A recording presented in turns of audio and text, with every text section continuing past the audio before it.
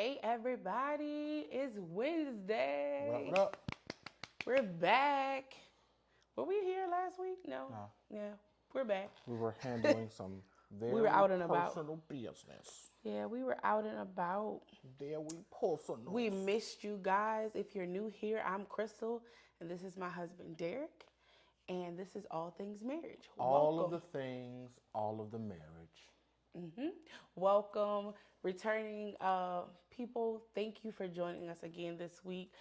Whether you're watching on the live or the replay, we say welcome. Thank you guys. We love you so much. For sure. Yeah, for your love, your support. Remember to share this video, like, subscribe to YouTube, follow us on Instagram and Facebook, as well as TikTok. So Yep. yeah. All of that. All of those things. All of that good stuff.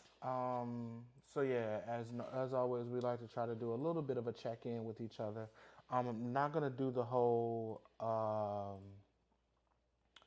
was work thing today, right? I want to do the check-in a little bit different.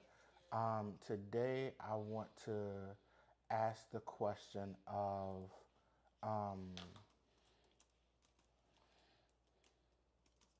not like I guess the question is like, are you okay, right? Like, not necessarily like how are you feeling, but are you okay? Like, and I say that and I say that from the lens of a lot of times we'll ask people, we'll in passing, you be like, oh, how you doing? And it's just like, right, I'm making it, you know what I mean? And it's just like, but no, like, really, how are you? How are you doing? Yeah. Like, are you actually okay? Like, and if you say you're okay, what does okay mean for you? If you say if you say you're not okay, well, why aren't you okay? Or what makes you not okay? Right. So yeah, I will start with that as our check in for the week, and then we'll, move into to our discussion. We can, yeah. So yeah, are you okay? Yeah, that's actually a good question. Simple. People ask it all the time, but it's a very good question. I would say that I am drained. And not that I'm doing so much like physical activities. But mentally I'm drained. Like I've realized, I've thought it and felt it before, but I realized that taking classes back to back, and then, I help out with ministry stuff, both while I'm at home as well as in service and stuff like that. Right. With being a homemaker, because, I'm at home.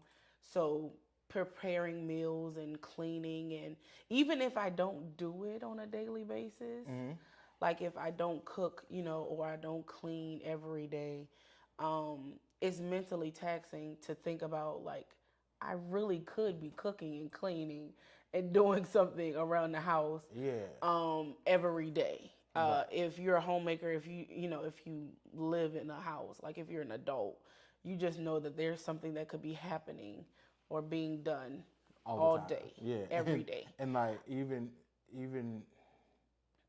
if you're not like the home, like you said, if you're not the homemaker, but you're an adult. Like, well, even as like as a child, as a teenager, you know what I'm saying? Like, there's literally always something that you can be doing. Yeah. You know what I mean? Yeah. And it's just like, and like the older you get, the more responsibilities you take on in your life, the more adult you become, the more things get added to that list of what could be happening. Right. So I'm just like, okay, I could be reading my book, and my last class, I could have my book read to me.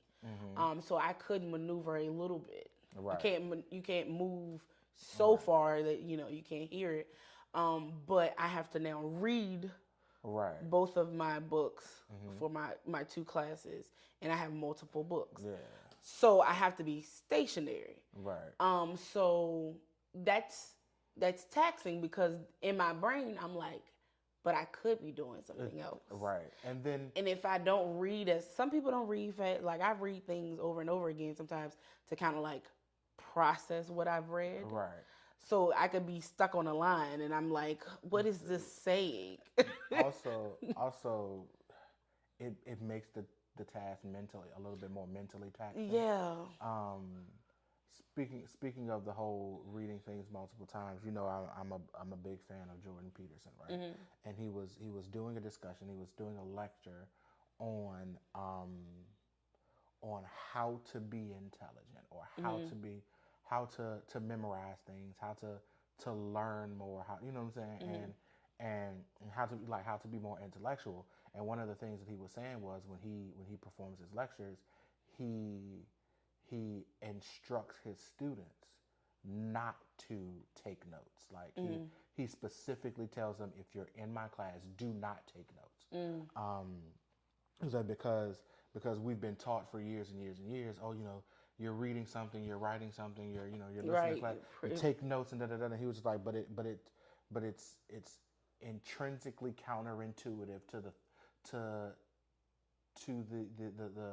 the mind's capability right. to receive information. Right. And I've said this about myself. We've mm-hmm. I've said this about myself several times before. When I was in school, I would never take notes when I'm in class. Like the only time I took notes is if it was mandatory and it was a grade that I had to submit. Right. When I would take notes in class. And that's right? my thing now. My assignment is to take notes of the chapters that I'm reading. And so what he suggested, or what he was recommending, was rather than taking notes during the lecture, or if you're reading some material, rather than going through and reading and highlighting what you think is important and all this other stuff, he was just like, read it as it is written, no interruptions, no breaks. So like if you're going to read a paragraph, or you're going to read a page, or you're going to read a chapter or whatever, read the thing that you're going to read, let it marinate in its entirety. Right. And then once you're finished reading,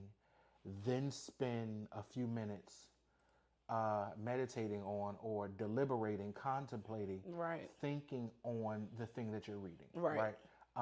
Processing to process the information. And then once you've devised the thought process, devised a pattern of thinking behind it, then go back and write notes based on your thoughts on the thing. He was like, because what that does is it allows you to absorb the information, because if we're taking notes or if we're highlighting, we're more focused on trying to identify what sounds like it's important, right, and less focused on what the thing is actually saying, right, or the message that it's trying to portray. Right. So, and I was just like, you know what? Thanks, Jordan Peterson, for telling me I've been doing it right all these years. Like, right. But no, I only said it because you mentioned right. that concept of the right. reading thing. It's like, just as a quick aside. Right. And like you said, my assignment is to write at least a page of notes on the chapters that I'm reading, and I'm just like, writing notes. But honestly, if you do it that way, then that makes it significantly easier, because then you can read a paragraph, take like 5 minutes to really like think on that paragraph, and then write down your thoughts essentially right. on the paragraph. And realistically, before you know it, you'll probably have like 4 or 5 pages. I don't want to have 4 or 5 pages. But I'm just saying. I'm going to go ahead and tell you guys. Derek doesn't know this, but I'm just like, I'm at the point in my life as a student that I'm not trying to be exceptional. Lies. And that's the issue. I'm going to change this lighting for like 2 seconds. Okay, that's the contradiction. He says lies because he knows that I'm just like, oh, I'm 5 points from an A+. Oh, but I'm also trying to get this work done. I'm like, yo, you about to get this APA style, crystal style. Right. Like, I understand you said APA. I'm going to get as close as I can to APA. Right. And then but I'm not pressed. The little things that I don't know, Oh, that wasn't bolded. Right. I missed that question. But I really want all my points. Yeah. I do. I really do want all my points. But But no, I'm just like, I'm not. but no, I say that because I know sometimes you've stated, like you stated now, you've stated before that the the note taking process or the reading process becomes a little bit arduous sometimes, because it's like so much to read, Right. and feeling like you have to kind of like Read everything. read it all and get it all Everything. at one time. But if you kind of like break it up in those pieces like that, Mm-hmm. then not only does the reading tend to move a little bit quicker, Mm-hmm. but you can expound in your mind and gather and retain the Right. information a little bit more, and probably find that you don't have to read as much of it as you think you have to read, Right. because you have the knowledge base in the in the Mm-hmm. background. As you'll read, you'll start to kind of find yourself drawing the conclusions that are already there, and you can kind of like almost predictively read what's coming in the text. Yeah, and especially now in my classes, I'm trying to like, I really want to absorb everything, but I also have to realize in the back of my brain, and our professors will tell you, like, you're not gonna learn everything in class. Right, yeah, You of have course to. not. You're not gonna learn everything in internships and my practicum. So I have to also get to that knowledge as well. Those things are there to give you the knowledge To and be the basis, information, yeah. and then the information that you don't catch on to like right then and there, know that experienced counselors are experienced because they've spent years doing this Experiencing. thing and learning this thing and Yeah, applying this thing. So and the curriculum, the coursework is more so designed to teach you how to go about gathering the information, more so than the act of gathering. right, It's right. I've or gathered rather more that than the information gathered. they really want you to hone in on the technique Right. of counseling, Right. and then they say, well, yes, you need to know the theories and diagnosis, but those things, being able to spew them out and say, oh, that person is dealing with X, Y, and Right. Z, that comes with time. Right. That comes with time, and then also you always have access to your reference. Yeah, and I'm just trying to get it all now. I'm trying to get it back now. Right, but I'll make my little check-in piece quick. I'm sorry. No, you're fine. I was a talker today. No, you're fine. I mean, and I interrupted a bit with It's okay. an aside, but That's it is conversation. what it is. Right. My check-in, and then it was gonna be real quick, and then we'll jump into it. And I went and talked to good friend, brother, homie, buddy, birthday twin, Yeah. whatever. Talked to my guy Buck this weekend, and and I asked that because it's the question that he asked me. It was just like he was just like, bro, you good? Yeah. You know what I mean? And it's just like, Isn't it wonderful to have friends like that? yeah. and he expressed why he was asking that, and it really made me like sit down and think, and it's just like, I mean, yeah, I'm realistically, because of the year that we had, and what the years, you know what I'm saying, and those who are close to us know what our year has looked like. The honest to goodness answer is no, I'm not good. Right. I'm okay. Right. I'm managing. Yeah, but it's that I'm managing, right? And I'm okay with that because I've been in spaces where, like, mentally and emotionally and financially, physically, whatever. I've been at the place where I wasn't good. Right. I know what not good feels like. Right. I know what it feels like approaching not good.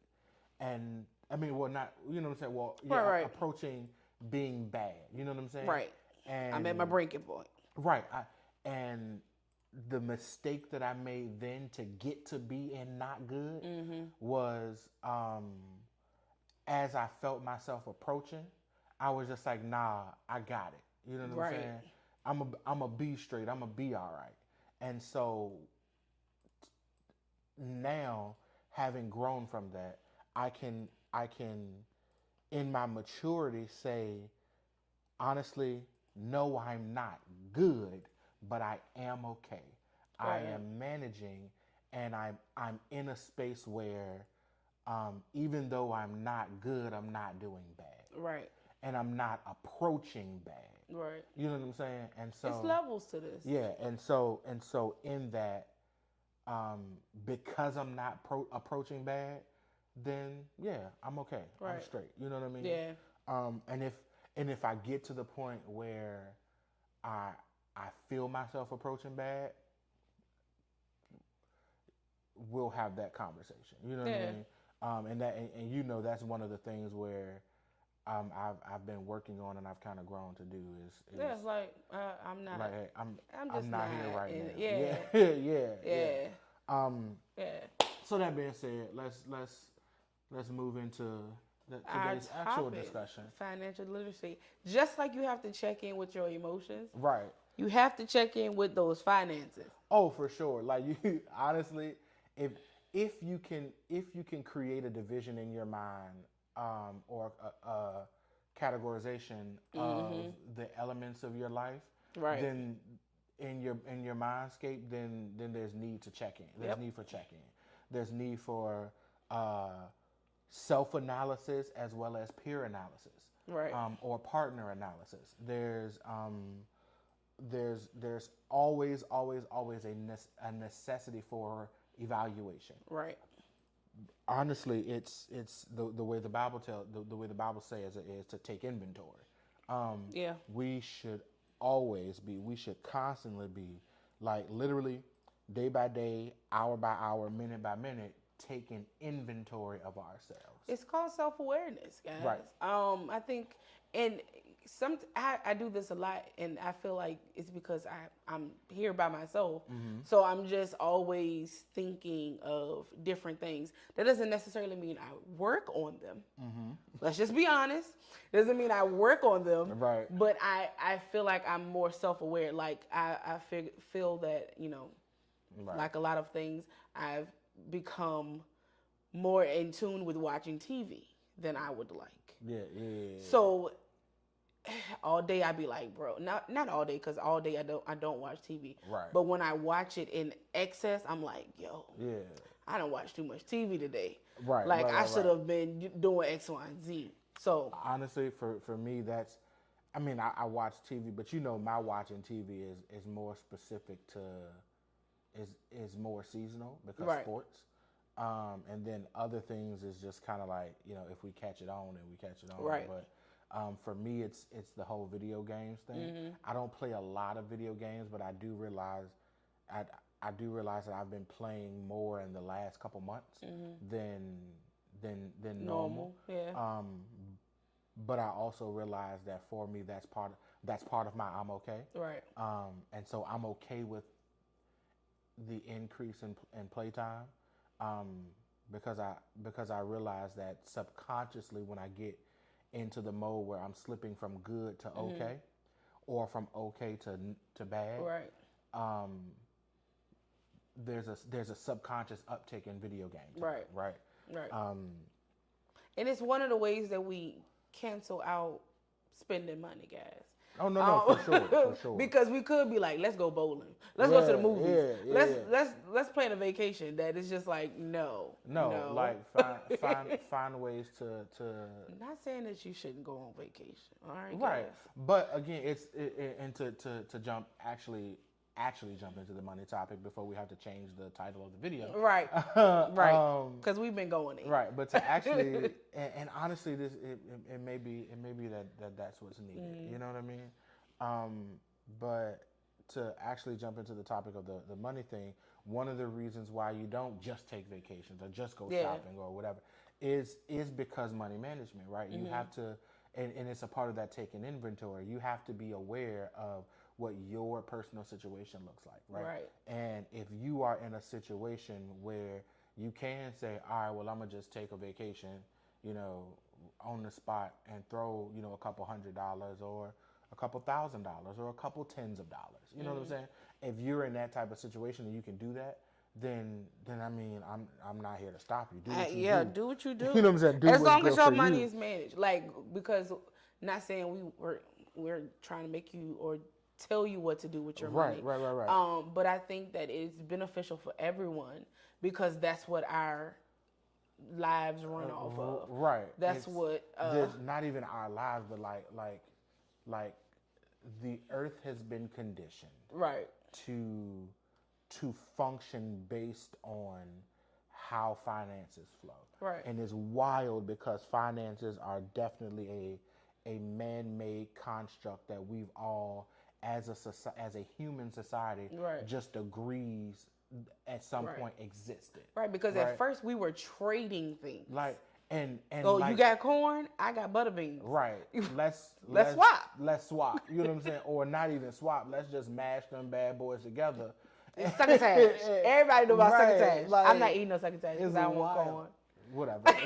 but it's wild that at some point in history, somebody said, you know what? Instead of me handing you a potato and you handing me a piece of meat, I'm going to take this piece of metal and I'm going to hand you like this mineral from the ground and you take the mineral and then you take that mineral and go give it to somebody else and get something that you want. Right. Everybody was just like, you know what? That's a great idea. Right. Let's call it money. Like, yeah. Like, you know, I don't understand how that works. Peso. And then now we can't function without it. Right. And so since we're in a situation that's you know, that's how we survive. Money is a necessity. Honestly, people say money can't make you happy. I would argue that the only people who say that money can't make you happy are people who don't have it. And that sounds really bad, right? It can't give you peace. Or rather, no, it can't give you joy. Or rather, I'm not going to say people who don't have it, but people who don't understand how to leverage it appropriately, right? Because if I'll say it like this. If I'm hungry, or not even hungry, if I want something sweet, if I want a snack, if I want a dessert, and I'm just like, man, you know, life is bad, life isn't going great, whatever, because again, we've conditioned ourselves to associate food with emotions. Like, you did a good thing, celebrate, yay, cake. Right. You know, life's going terrible. Oh, that sucks. You should probably just get you some ice cream. And so if life is sucking and then I go get ice cream, but I don't have the money, then the ice cream can't give me the dopamine hit that adjusts my mood and makes me feel like I've accomplished something, makes me feel like I've done something well. Right. And so, in essence, the lack of money perpetuated my sense of miserableness, whereas the availability to have the money gave me the means necessary to get the ice cream, and so now I feel that dopamine hit. Now I feel happy. Now I feel the sense of joy that comes with the conditioning that we've made ourselves feel as though food is a means of celebration, right? All that to say, money can make you happy. You just have to know how to effectively utilize it, and the vein to keep it in its proper and appropriate place. Right. So yeah, that's my initial spiel. Right, because if we take the money, like if you're like me, if you used to be like me, or if you're like how I used to be, let's say that, and you know you spend your money, and I used to make sure my bills were paid and stuff like that. But I like to spend my money on whatever it was, clothes, shoes. Right. I used to wear 6-inch heels, guys. No more. Wild. I learned my lesson. So if I saw it and I wanted it, I bought it. It didn't hinder or impact my bill paying ability. Right. Because I knew that even if I did have the shoes that I wanted, if I didn't have anywhere to lay my head at night, if my lights and stuff weren't on, then I wasn't going to be happy. And that going with what you said, right, is how you understand to leverage and use it. Right. because I could have been very well happy on one end with my shoes. Right. But then when I got home and my lights And were your off, lights is off. now that happiness is no more. It's gone. Right. But Yeah, knowing how to use your money is definitely important. And one of my questions for you was, why does money matter? But I feel like that's the no, really, that's we've the kind answer. of answered that. Because and again, it's not only it's the ability to feel freedom, right? Because like we live in America, land of the free, home of the brave, except if you're broke, right? Right. Because even down to the legal system, this is gonna sound terrible, and this is disclaimer. This is my disclaimer, people. Sometimes I say things, and I present things in a very black and white, good versus evil, absolutist way. But I do that to illustrate a point, right? To make you think. Right, to make you think, to open the mind's eye to a general concept, and not necessarily say it's this and nothing else, right? That being said, part of the importance of money is in America, in the land of the free, in the home of the home of the brave. The land is only free to those who have the finances to purchase freedom, even down to the legal system. The law only exists to limit those without the capital to buy themselves out of the law, right?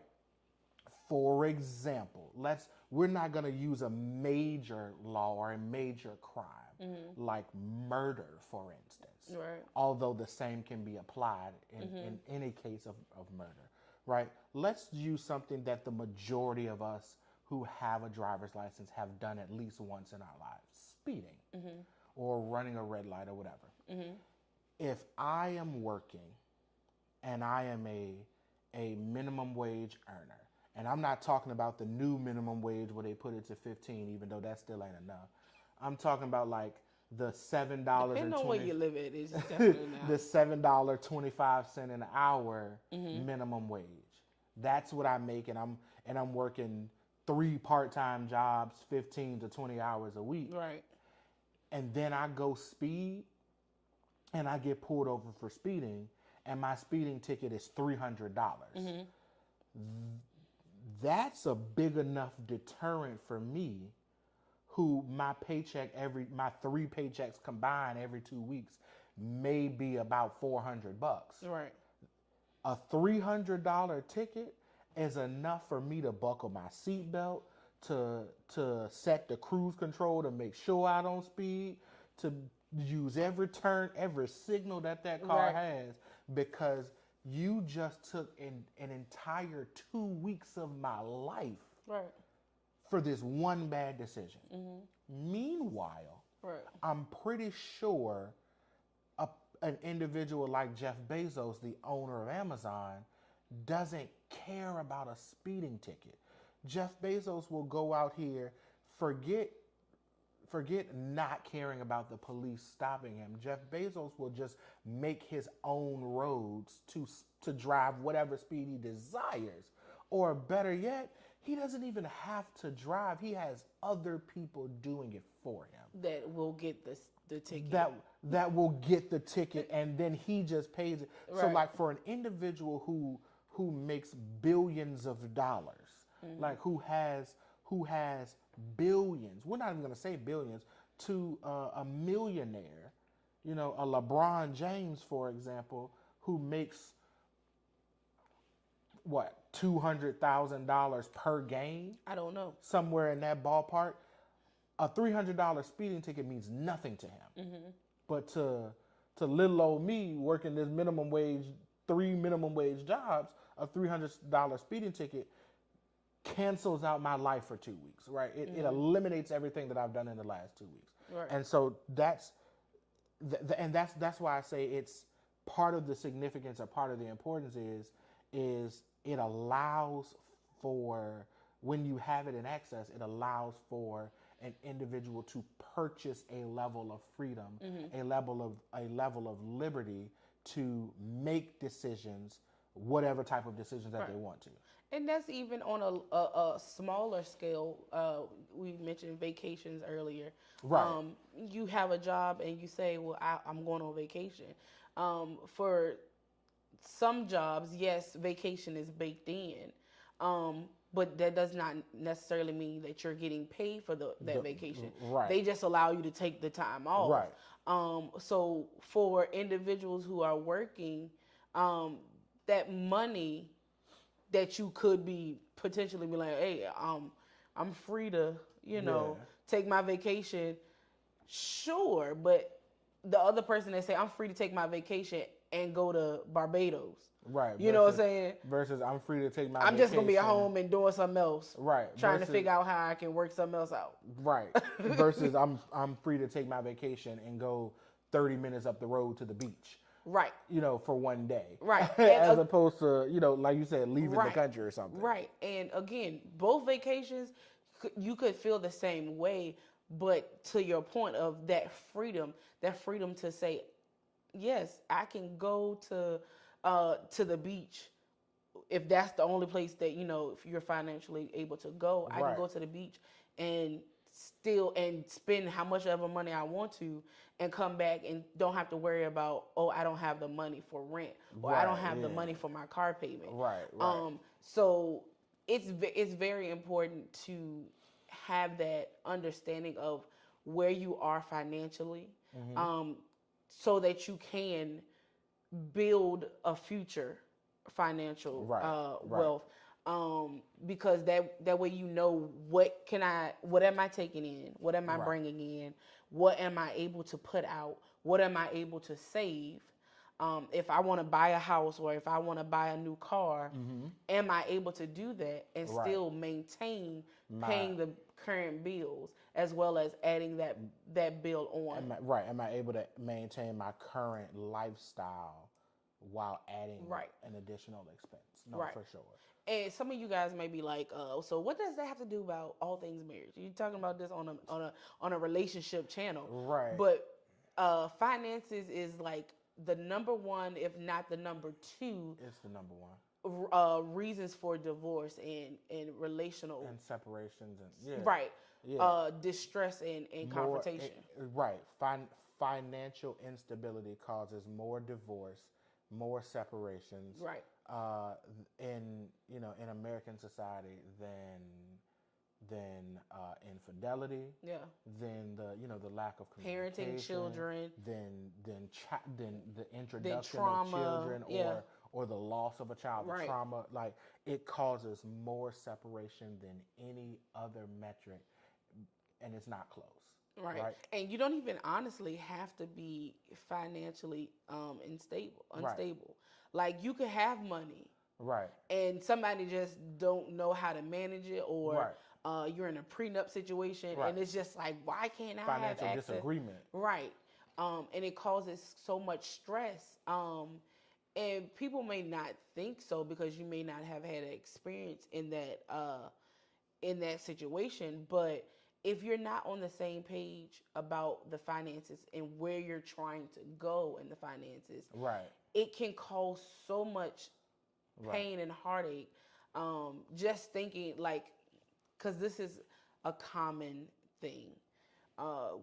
Men feel like women are gold diggers and stuff like that. Just think, if the man is providing and he's paying the bills and he has a system set up and he knows what's coming in, going out, what needs to be paid, and he has stuff set on auto pay, and his wife is just going bananas.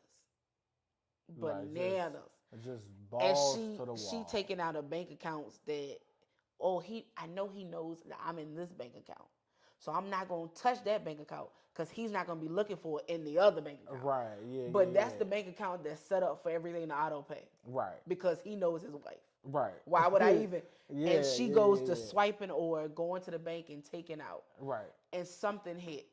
Right. And then now you're expecting one amount to be there, and something comes out, and that amount that you thought wasn't there. Or let's not even put it in that vein. we'll say you're expecting to make a big purchase. And so you're planning, you're doing, and it doesn't have to be the wife doing it. It could be the husband, whoever. It could. I was only using that situation. Yeah, no, I got you. But like you're planning, you're doing it. You're like, oh yeah, we're gonna be able to do this, that, da da da da. And then you go and look, and you're gonna make a down payment on a house. You're gonna make a down payment on a car. You're trying to start a business, and you think that you got $30,000 stacked up to make this move. Yeah. And you go and you look, and it's only 15. Yeah. Or you go and you look. We flipping tables. You go and you look, and it's 20. Yeah. Or you go and you look, and it's 25. Right. The point of it is, it doesn't matter if it's $1 short, or if it's $1,000 short, or $100,000 short. The point is, you're expecting it to be this, and it's that. Right. That's a problem. Right. Right. And it's not, like I said, that's why it's not necessarily because it's unstable, but it causes that trust, that partnership to be broken. Right. Because we're not on the same page. Right. I'll say for us, on the front end of our relationship, there was room for growth with mutual trust. All my time. There was room for growth with mutual trust of funds, right? Yeah. And it's funny because even at the point of Crystal and I dating, my peers in college would constantly say, like, Derek must be a kingpin. Like Derek has to be like not a drug dealer, the drug lord. Okay. Because so you had okay. I was about to say something that. Yeah, and the reason being is because you know how like college students either you show up to school like day one with all the stuff, or you kind of show up to school day one and you're kind of broke. And whichever end of the spectrum you're on, you pretty much stay that the whole time, right? People aren't really making money moves in college, right? And so, I mean, I had a decent-ish car, but you know, my car started to kind of break down, and then for a little bit I was driving, you know, my grandma's car, and then for a little bit I was driving my parents' truck, and you know. So you were switching cars. So I'm switching vehicles and stuff, but then people are sometimes seeing vehicle trouble happen, sometimes not. And then like the summer goes by, and literally halfway through the summer, I'm still in this strange car situation, right? And then like the midway of the summer hits, I basically disappear for like a month, and then I come back the next semester. Then I come back at the start of the semester with a brand new car. And I didn't dress like everybody else. You know? I came to school with, you know, slacks, and I dressed like slacks and some loafers and a button up, and I always had, you know, my 2 earrings in.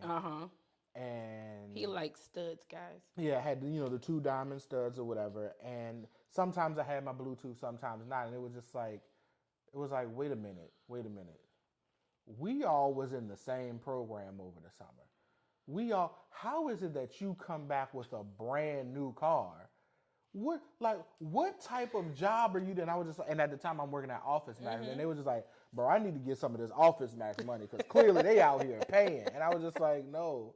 But what everybody didn't realize was literally 2 years prior to that, I had sat down and I had went over my finances, because I knew I needed a vehicle. Right. Not only did I knew I was going to need a vehicle, I knew that I wanted a vehicle. I wanted to purchase it myself. I wanted my own car that I bought. Right. Right.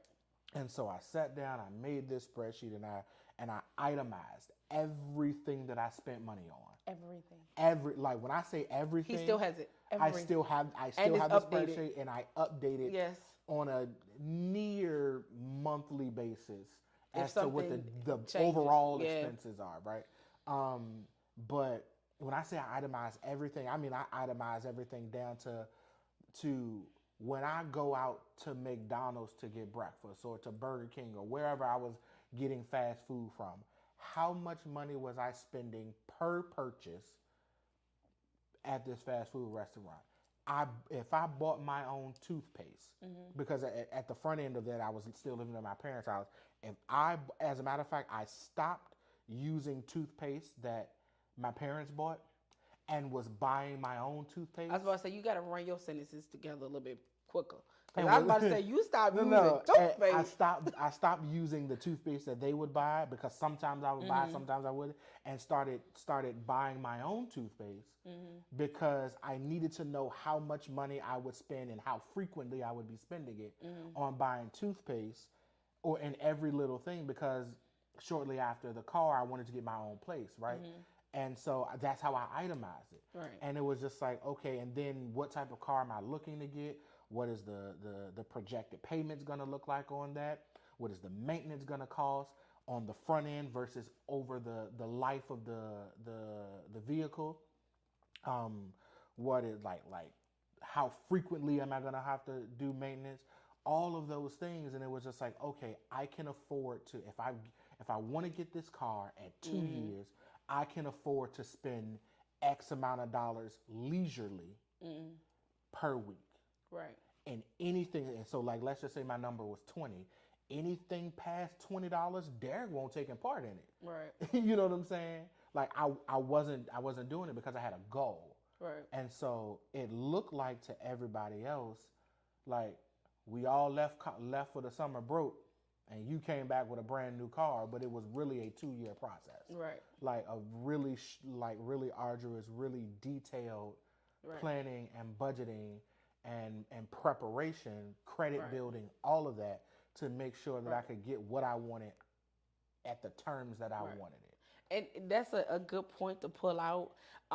We have to be, patient with the process. And we have to know that there are going to be some cuts. You have to figure, and we talked about what's coming in, what you're making, what's going out, being detailed about what you're spending your money on. Right. And then knowing after that, after you figure it out, you need to make some adjustments. Make some change. Yeah. You have to say, okay, and know that because even now, you fall off every so often. Oh, yeah. You say, okay, I spent way too much money on X, Y, and Z. Or I spent way too much money this weekend. Like, because I wasn't thinking, like, you might have chose, like, to go in the weekend and say, yeah, this weekend I'm not calculating. I'm just going to go ahead and spend. Yeah. And then after, we'll see and tally up what we spent. But that comes after you've made adjustments prior to. And like, so for me, even with that statement, for me, she'll tell you, like, when we went on vacation last year, and she was just like, well, you know, if we do this thing, it may be a little expensive. Or we was just like, no, decide what you want to do, and we're doing it.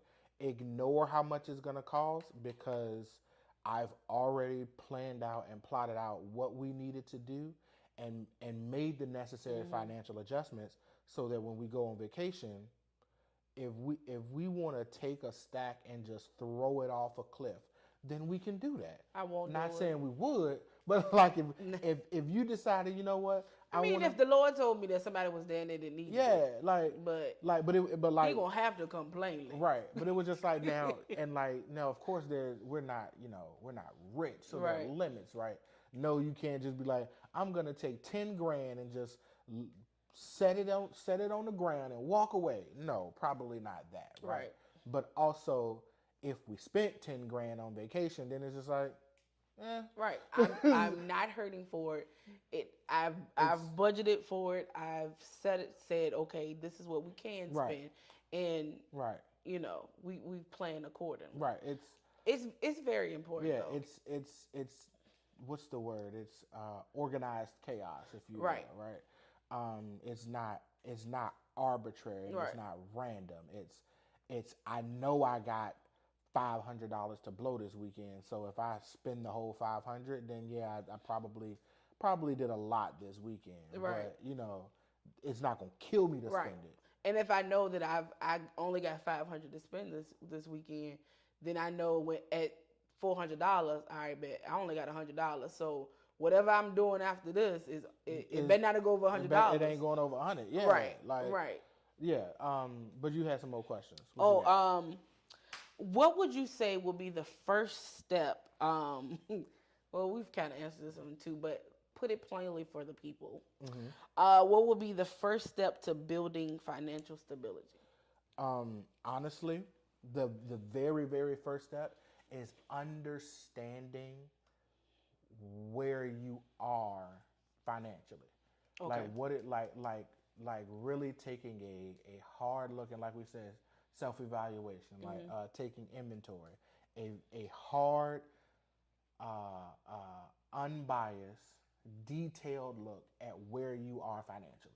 Right. Understanding what money you have coming in, what money you have that's like what mandatory money goes out, what you spend your money on leisurely, how frequently your money is exiting, how frequently your money is coming in. Once all of your expenses and all of your living is done, what's your remaining amount of money? We call that term cash flow.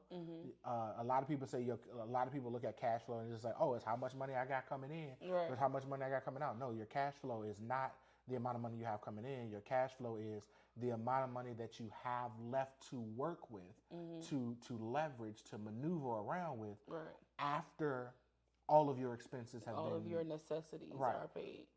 Or not even your necessities, but the things you do regularly, right? Gotcha. Because for example, if The streaming networks is not necessary. streaming isn't necessary, But ice cream isn't necessary. Right. But if I know I go out to get ice cream once a week, you don't say ice cream twice. You want ice cream, don't you? probably. But no, if I know I'll go out to get ice cream once a week, and it costs $15 to go get ice cream once a week, well then that's not a part of my cash flow, because that's something that's dedicated to that, right? Right. And so my cash flow is, once I've done all of my routine things, Right. what money do I have left after that to leverage, right? Right. And so the first step is understanding what your financial profile looks like. Right. And I would even include your job in that. Like, what is your job? Because Right. if I can say, you know how people give this blanketed, this is how you save $100,000 in one Right. year. It's like, right, but if I'm only working at McDonald's and I just started working there, I'm not even a manager. Right. Is it realistic that I'm going to save $100,000 Right. on my salary? Right. And that's why I said a very detailed, unbiased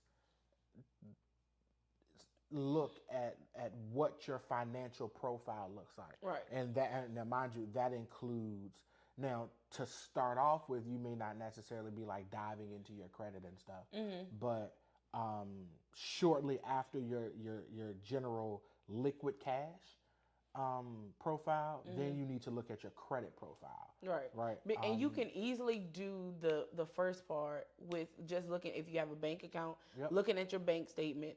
I know a lot of people use Cash Apps, and they have Grubhub and all that stuff. If you just look at those things where you're spending money and you're sending money out or whatever, you can get a snapshot of what it is, and you can just honestly take the week. You don't bombard yourself with looking at the month and so far this year how much. Look at this week. Look at this week. What have I spent money on this week? And me personally, I do mine down to the penny. Right. You know what I'm saying? Like literally my spreadsheet that I use. Every time, I haven't done it here recently, but like when I say recent, like in the last month, but we we know why that is. Right. But like if we like I said, if we went and got ice cream, since that's the thing right now, right? He wants ice cream, guys. Or like if we go to Cookout and get a cookout tray, right? And the cookout, and our cookout meal was $14.96. I'm not putting $15 in my spreadsheet. I'm putting $14.96 because that's how much I spent. I need an accurate picture of what I'm spending. Right. Same thing when money comes in. If my paycheck is $223.92, I'm not putting, I'm not rounding that. It's to It's to the penny, so I can know exactly what I have coming in and exactly what I have going out. Right. And the reason I do that, because, and this was my mindset, everybody may not work like this, but it's because what we tend to do is we tend to round up on what's coming in, round down on what's going out, because we're trying to psych ourselves up. Like we subconsciously want to tell ourselves that we have more than what we do, right? That and we're better off than what we are. And on a smaller scale, you say, okay, I should have, $100 in the bank, and then it's like, but I rounded down on what I spent out, all the spending. So you only got 80, and it's just like, okay, that's fine, it's $20 short, right? But then when you start doing that repeatedly, right? Like, just think of it like this: if you perform 200 transactions, and most of us can easily do 200 transactions in a given month, right? If you do 200 transactions over the course of a given month, and each of those transactions are something and 15 cents, something and 22 cents, something and 5 cents, right? And every single time you're rounding down because it's really close to that $1, so you're rounding down to the dollar. Well, that's if each one of those was just 1 penny, then at the end of the month you've overestimated how much money you have by $2. So then if each one of those transactions was 10 cents, you've overestimated by $20. Then if it's, you know what I'm saying, so on and so forth. Yeah.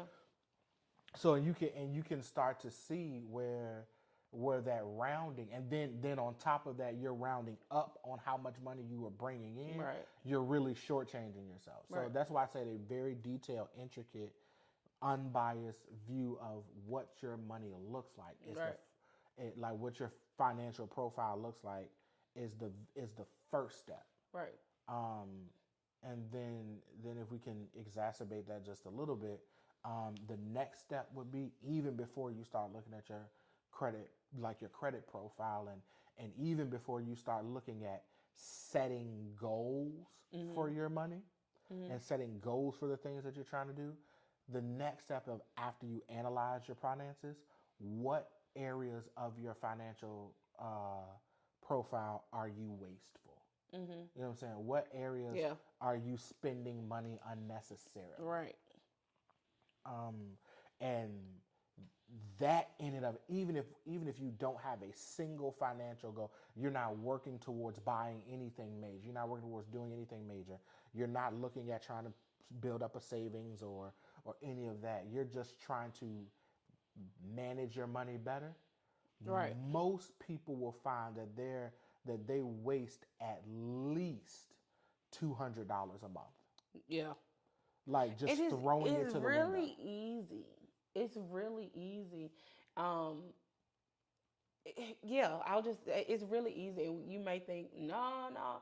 It's just like, when you for real look at your, like, I will employ you and ask you guys, you don't have to share this with us. I don't want you to share it with us. But for real, go back and just look at the last 2 weeks of your finances. Now, if you are somebody who's on and you have it down pat and whatever, that's fine. But individuals, like we've had to do, to look at our money and be like, what in the world?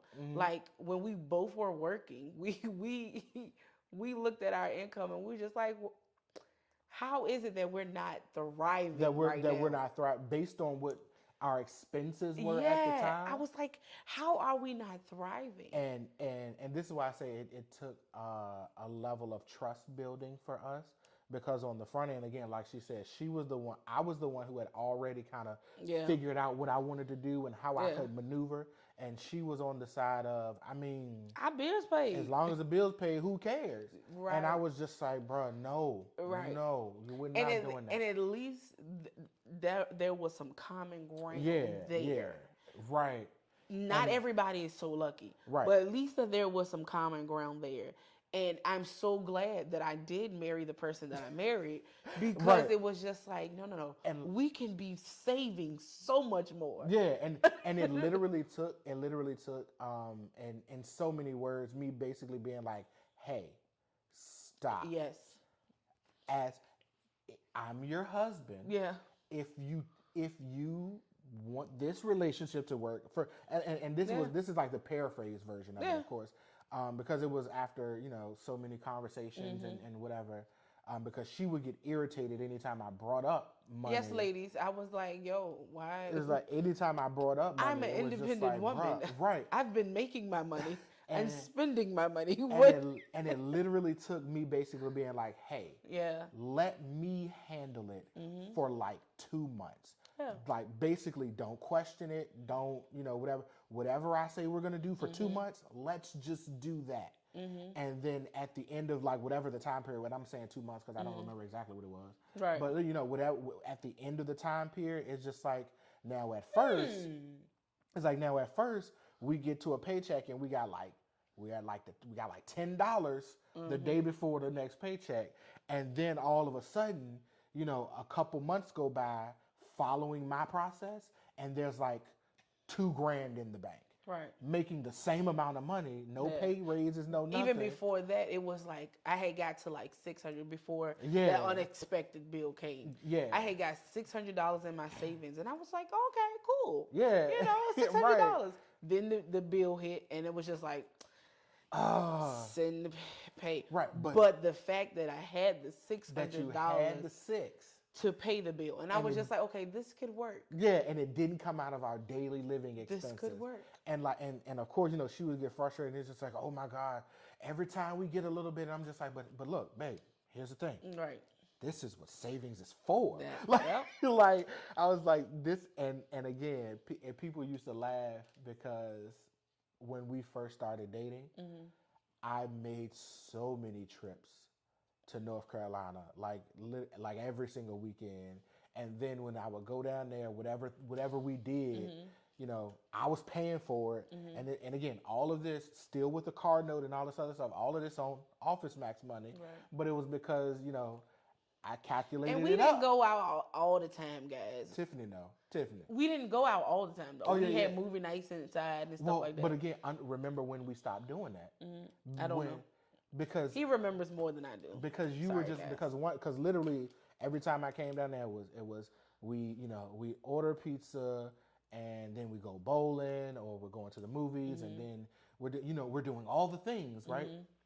And after like maybe a solid month and a half ish of being down every weekend, you were just like, I don't remember every weekend. Yes, you have a witness. I have a couple witnesses. I'm just saying, I don't remember it like that. Because honestly, most of the time on the way back, because I got to come through Petersburg anyway, I was just staying at Jamar's house. But after like a month and a half of like every weekend, you were just like, we don't have to like do something every time. We can't just sit here and watch a movie. Or you don't have to pay for it every single time. Like, I can pay. And I was just like, sure, that's fine. You were struggling within yourself? But again, I could do that because I had a system of how my money was working. So, right. I made it work. But partnerships. But yeah. But partnerships. And that Let's figure out how, and we've talked about this, figure out a way how not to spend the money. How not to spend the money, yeah. And again, like she said, like we were saying, she followed my lead for a couple months, and then all of a sudden there's money, there's extra money there, and like I said, most people have at least $200 that they're just throwing to the wind every single, every single month without even realizing it, and just if you find the $200 extra in your daily expenses, then that's $4,800 a year. Yeah. That, and like again, if you say you threw away $3 today, and that doesn't mean it. You spent $3 unnecessarily today means nothing. Right. But when you doing that grow every it day, and grow every it other and grow day. it, you're talking about building up a savings account, or Yeah. you're talking about stashing money aside. Mm-hmm. If you do that every day and you find your $200 a month, that's $4,800 a year. Yeah. That means over the course of 2 years, you've saved just short of $10,000. That's a nice vacation, guys. Yeah. If that's where our mind is, because my mind is on that, we need a vacation. Right. But that's No, we do need that's one a right about nice now. vacation. Yeah. Like, whether you go to the beach and you say, well, I'm just gonna splurge on stuff that I get at the beach. A $5,000 vacation is a really good vacation. You can do a lot. You can fly out somewhere. You know. Yeah, you can get flued out. You can get flowed out.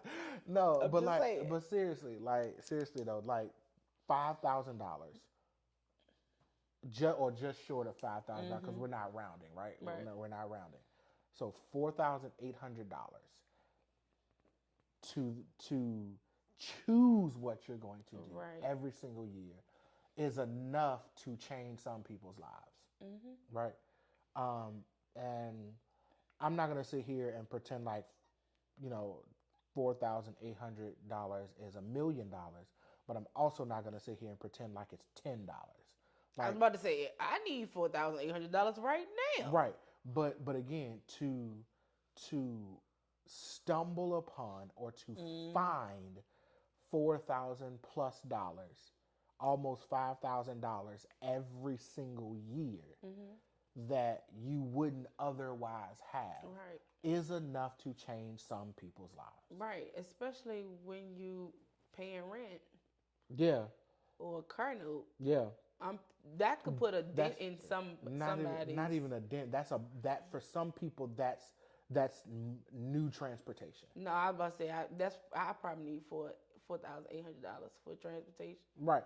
What I'm saying. Or we could just put it with what we got. Do what we got to do. But for some people who's not trying to buy a brand new car, that's a car where you were walking to work, you were catching a bus to work, you was trying to get a friend to pick you up. Now you have a vehicle paid off. Yeah. With this 1 year, you have a vehicle paid for to get you back and forth to work, and not a trash vehicle, a decent vehicle to get you back and forth to work, right? Yeah. And that's the idea behind it. That's the mindset of it. But we're gonna go ahead and wrap it up. Yeah, because we're at an hour. Yeah. If y'all want us to kind of continue with this and do like a part 2 where we're talking more so from the perspective of like what's the next step, like what's the next phase. I've found my extra money. You know what I'm saying? I've increased my cash flow. I found my extra money. What to do now? Drop that in the comments. Let us know if you actually want that video, and we can I can present some stuff to you. Yeah. Some of what made it work for us. Yeah. Right. Other than that, yeah, keep a lookout for information for the Love Conference, guys. Hopefully they can come. Listen. I told you we need a vacation. So we were planning to release this registration a couple months ago. But it's just us. It's just us. Seriously, any and everything that you guys see from us, whether it's YouTube content, whether it's merch, which we've promoted some merch, i.e. the rings, the hoodies, things. We do have our sponsor, I Love Me t-shirts, that help us out. We love you guys. They support us. They encourage us. But it's us doing it. Yeah. And the planning and putting things together and financing all the things. Again, we're talking about finances. It's just us doing it. So it takes a little bit of time. But it's coming. And we are excited about this year. We try and do some stuff, okay, guys? Yeah, and that's another reason why because we're not trying to have a repeat of last year. That's not to say that last year was bad. Last year was wonderful. But we believe in growing. Increase. We believe in growth. We talk about money. We growing. believe in development, and so we want to make sure that the conference that we put on for you guys is informative, it's entertaining, it's enlightening, and it's worth the money that we're gonna have to ask you to pay for it. That being said, keep on the lookout for that. If you're new, like, share, comment, subscribe. If you're not new, like, share, comment, subscribe. Bell note icon so you can get notified on whenever we're dropping content. King's Kid Wellness on Facebook. Yes. Follow us on all the platforms. And that's it. And that's it till next week, guys. We love y'all. Peace out. Bye. After hour. No, I'm just kidding.